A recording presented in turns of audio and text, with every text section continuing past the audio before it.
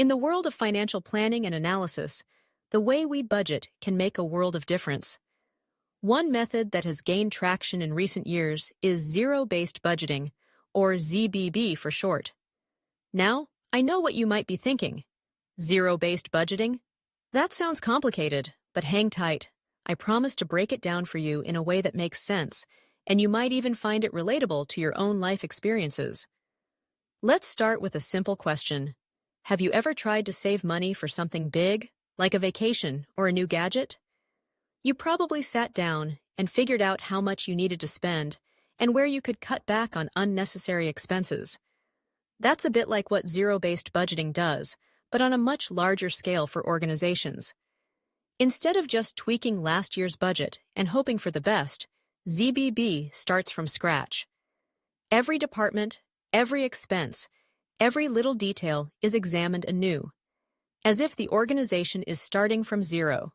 So, why would a company want to do this? Well, think about it. In traditional budgeting, many organizations simply take last year's budget, adjust for inflation or new projects, and call it a day. But this method can lead to inefficiencies. You might end up funding activities that no longer align with your goals or that aren't providing value. ZBB flips that script.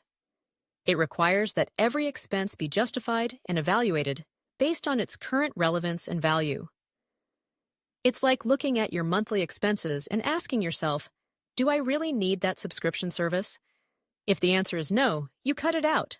Simple as that. Now, let's break down the ZBB process a bit. The first step is identifying activities and costs. This means taking a close look at everything your organization does. What are the costs associated with each activity? Are they necessary?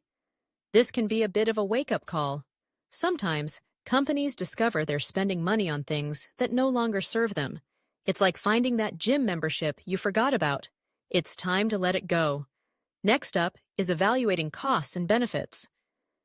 Each activity needs to be assessed on whether it's worth the investment. This is where the magic happens. By analyzing the costs versus the benefits, organizations can make more informed decisions. It's not just about cutting costs.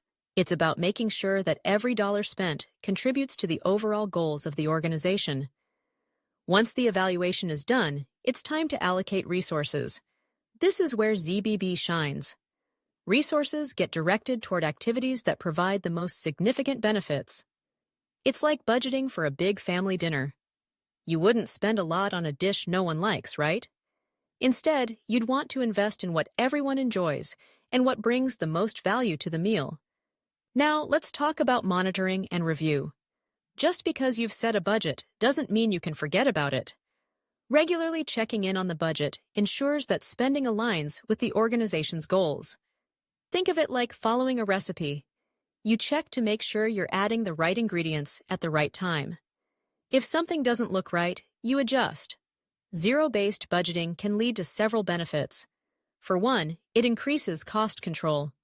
By closely examining every expense, organizations can eliminate unnecessary costs, leading to a more efficient use of resources.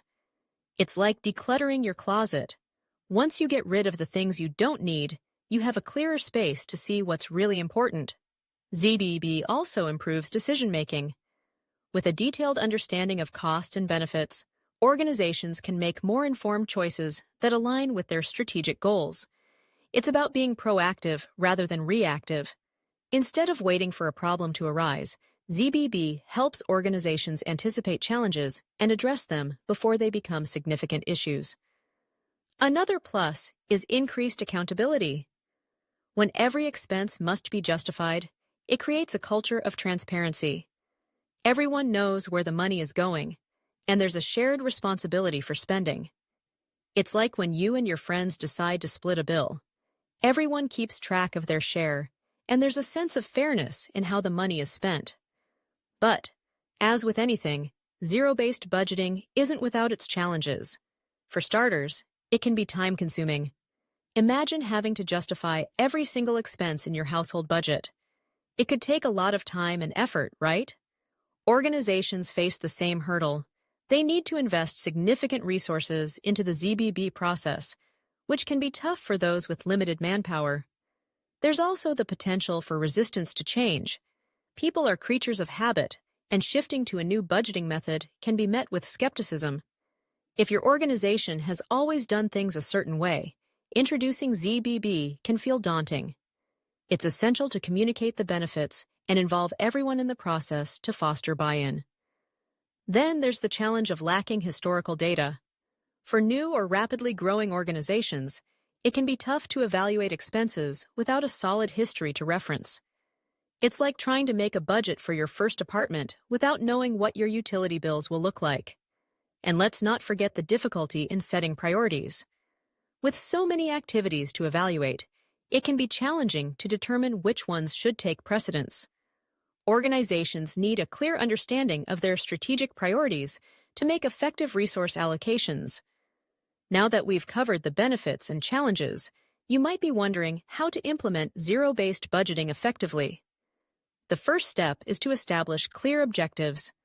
What do you want to achieve with ZBB? Is it about cost reduction, improving financial performance, or fostering a culture of accountability? Once you have your goals in place, you can start identifying activities and costs. After that, evaluate the costs and benefits of each activity, then set priorities based on their value to the organization. This process is crucial because it helps you determine which activities are essential, which can be modified, and which can be eliminated altogether. Once you've prioritized, it's time to allocate resources. Ensure that your spending aligns with the organization's strategic goals. And remember, monitoring and reviewing the budget regularly is key to keeping everything on track. Lastly, embrace continuous improvement. ZBB isn't a one-and-done process. It requires ongoing evaluation and adjustment. Just like in life, we learn and grow, and our budgeting process should reflect that. In conclusion, zero-based budgeting is a powerful tool for organizations looking to optimize their financial performance.